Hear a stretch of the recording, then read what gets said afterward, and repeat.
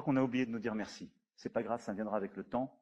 L'ingratitude, je suis bien placé pour le savoir, c'est une maladie non transmissible à l'homme.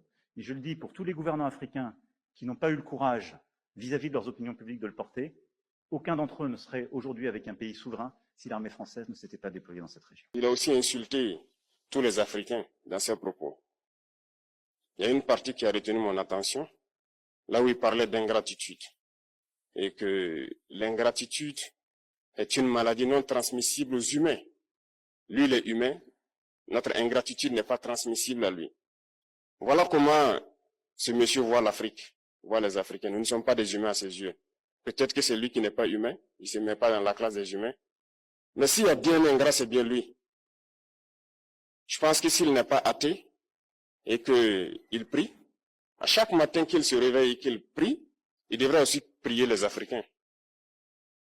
Parce que c'est grâce à nos ancêtres qu'il existe aujourd'hui une France. Il devrait nous prier. À ses yeux, nous ne devons pas être des humains, nous sommes plus que des humains.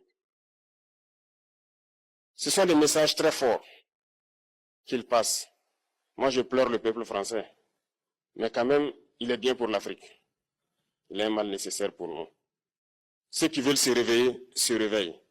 Ceux qui ne veulent pas se réveiller, comme on le dit, on ne peut pas réveiller quelqu'un qui ne dort pas. Les Africains doivent se réveiller. Nous devons travailler à être indépendants, à faire au moins ce que nos peuples connaissent le bonheur. Et la lutte contre l'impérialisme, c'est ça.